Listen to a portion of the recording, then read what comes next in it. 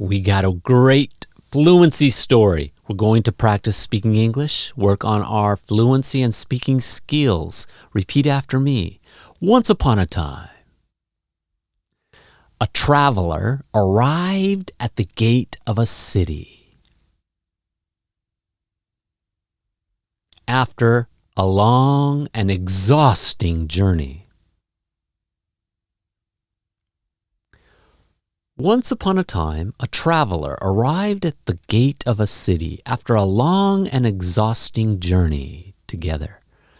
Once upon a time, a traveler arrived at the gate of a city after a long and exhausting journey. He paused for a moment, gazing at the city, looking at the city, gazing, and pondering about the people who lived within. Pondering. I'm pondering right now. I'm thinking, deeply thinking, pondering. I'm pondering about the people who lived within the city. Okay, together.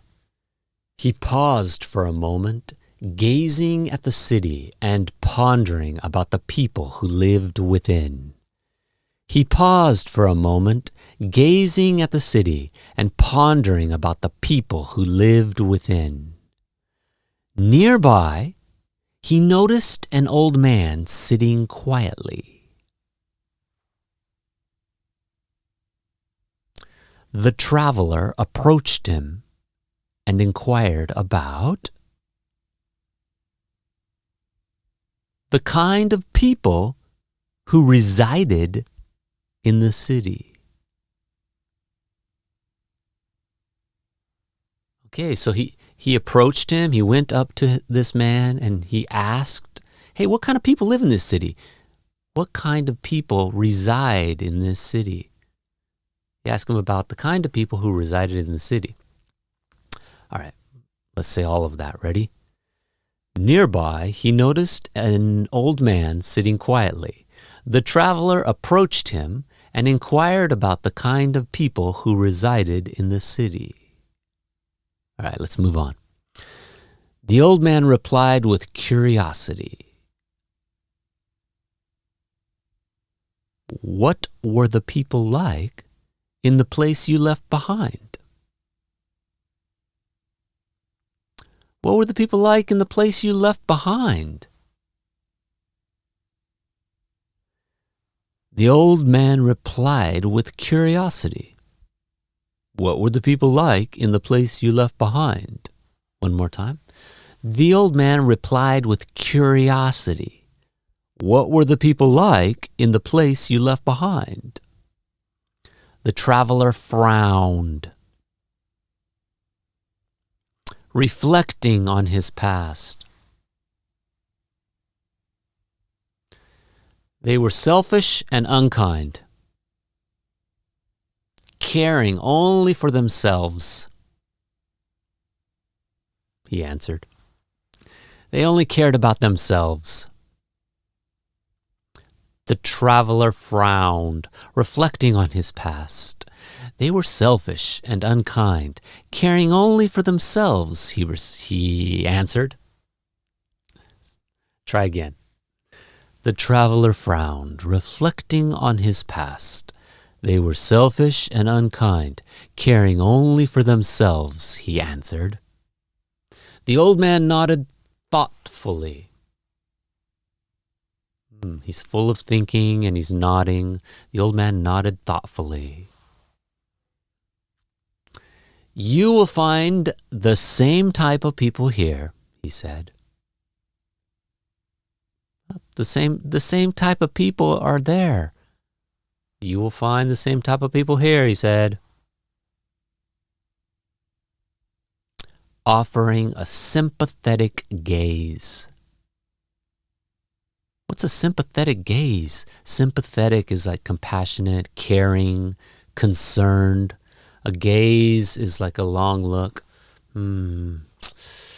I don't know. I don't know if I'm making a sympathetic gaze or not, but I'm offering you a sympathetic gaze. All right, let's do it all. The old man nodded thoughtfully. You will find the same type of people here, he said, offering a sympathetic gaze. One more. The old man nodded thoughtfully. You will find the same type of people here, he said, offering a sympathetic gaze. The traveler sighed. Oops. Feeling a sense of disappointment wash over him. Wash over him. So if a feeling affects someone suddenly, it washes over you. The feeling comes and it like water coming on you like a wave, whew, and you feel it. It washes over you. So disappointment washed over him. A feeling, a sense of disappointment washed over him. The traveler sighed, feeling a sense of disappointment wash over him. The traveler sighed, feeling a sense of disappointment wash over him. Not long after, another traveler arrived at the same city,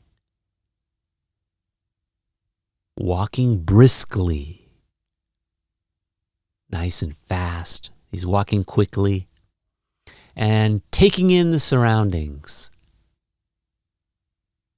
Take in. That's a phrasal verb that means to observe, to understand, to try and understand something fully, or to grasp it, or to comprehend something. I'm taking it in. I'm trying to understand. I'm observing. I'm taking in. You can take in a sunset. You see a beautiful sunset. Oh, I'm taking in the sunset. But this guy is taking in the surroundings. He's looking around with enthusiasm. He's taking in the surroundings with enthusiasm. Not long after, another traveler arrived at the same city, walking briskly and taking in the surroundings with enthusiasm. Not long after, another traveler arrived at the same city, walking briskly and taking in the surroundings with enthusiasm. He spotted the old man and stopped to ask.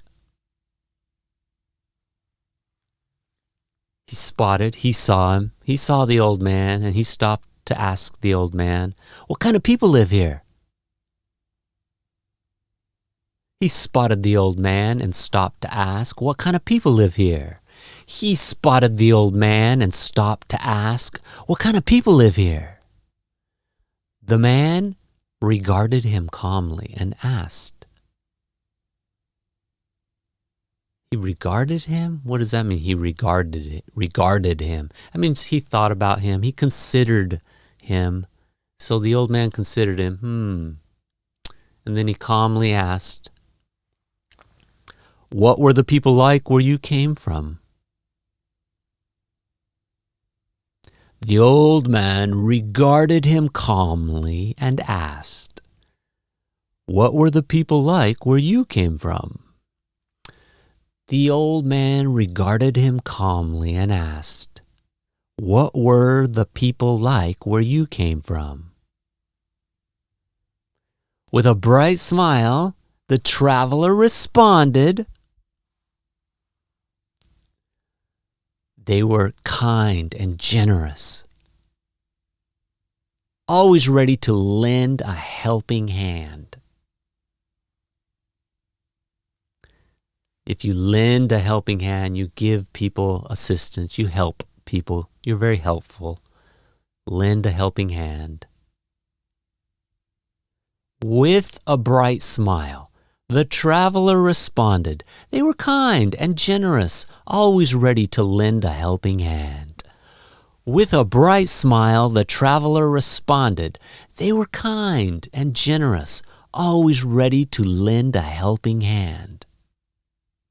The old man nodded once more. You will find the same kind of people here, he said. The old man nodded once more. You will find the same kind of people here, he said, eliciting a grateful smile from the traveler. Eliciting, that just means getting, obtaining, evoking, drawing out a grateful smile from the traveler. Before he entered the city, filled with joy. So maybe it might be a little confusing because this is a continuing sentence. The old man nodded once more. You will find the same kind of people here, he said. Our sentence hasn't ended, right? Eliciting a grateful smile from the traveler. Before he entered the city, filled with joy. Eliciting a grateful smile from the traveler before he entered the city, filled with joy. All right, move on. This story reminds us that our perceptions of others often reflect our inner state. Our inner state. So an inner state is a person's private thoughts, the feelings you have inside, your intentions, your desires. It's what's inside you. It's your inner state, the inner you. This story reminds us that our perceptions of others often reflect our inner state. This story reminds us that our perceptions of others often reflect our inner state. This story reminds us that our perceptions of others often reflect our inner state. If we carry anger, distrust, and fear, we will likely see those qualities in those around us. If we carry anger, distrust, and fear, we will likely see those qualities in those around us. If we carry anger, distrust, and fear, we will likely see those qualities in those around us. Conversely, if we embody kindness, hope, and love,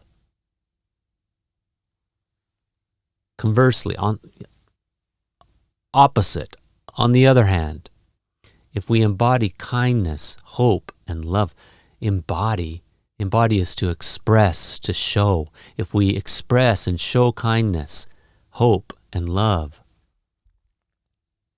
embody is kind of tricky. It's to make it human, make it personal, humanize it, express it, show it. If we embody kindness, hope, and love, we will notice goodness everywhere.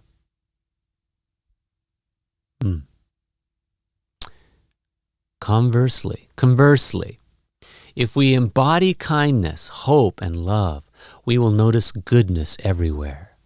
Conversely, if we embody kindness, hope, and love, we will notice goodness everywhere.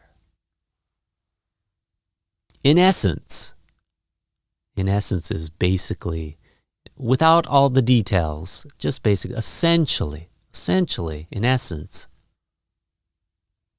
the world mirrors what we bring into it. The world mirrors what we bring into it. So, a mirror reflects back to you. So the world reflects back what we put into the world. What we contribute to the world gets reflected back at us. It mirrors what you do. In essence, the world mirrors what we bring into it. In essence, the world mirrors what we bring into it. In essence, the world mirrors what we bring into it. We have a choice in our lives to discover goodness. We must first cultivate it within ourselves. We must first grow it, develop in our heart, in ourselves. We must first grow and develop, cultivate goodness if we want to discover goodness. We have a choice in our lives. To discover goodness, we must first cultivate it within ourselves. We have a choice in our lives. To discover goodness, we must first cultivate it within ourselves. Within ourselves. Just as a mirror reflects our image, the world reflects our own inner qualities. Just as a mirror reflects our image, the world reflects our own inner qualities. Just as a mirror reflects our image, the world reflects our own inner qualities. Woo, deep, deep words there. Now we're going to say it nonstop. You're going to shadow me. I'm not going to stop. I will try not to make mistakes. I cannot guarantee. Here we go. Let's say it. Once upon a time, a traveler arrived at the gate of a city after a long and exhausting journey. He paused for a moment, gazing at the city and pondering about the people who lived within. Nearby, he noticed an old man sitting quietly. The traveler approached him and inquired about the kind of people who resided in the city. The old man replied with curiosity, "What were the people like in the place you left behind?" The traveler frowned, reflecting on his past. They were selfish and unkind, caring only for themselves, he answered. The old man nodded thoughtfully. "You will find the same type of people here," he said, offering a sympathetic gaze. The traveler sighed, feeling a sense of disappointment wash over him. Not long after, another traveler arrived at the same city, walking briskly and taking in the surroundings with enthusiasm. He spotted the old man and stopped to ask, "What kind of people live here?" The old man regarded him calmly and asked, "What were the people like where you came from?" With a bright smile, the traveler responded, "They were kind and generous, always ready to lend a helping hand." The old man nodded once more. "You will find the same kind of people here," he said, eliciting a grateful smile from the traveler before he entered the city, filled with joy. This story reminds us that our perceptions of others often reflect our inner state. If we carry anger, distrust, and fear, we will likely see those qualities in those around us. Conversely, if we embody kindness, hope, and love, we will notice goodness everywhere. In essence, the world mirrors what we bring into it. We have a choice in our lives. To discover goodness, we must first cultivate it within ourselves. Just as a mirror reflects our image, the world reflects our own inner qualities. Boom, good workout. Keep moving forward, one step at a time. All right, boom, good workout. Keep moving forward, one step at a time. I just kept going on with the story with my ending text. EnglishCoachChad.com. Hey, thank you for joining me for practice again today. I'll see you in the next step.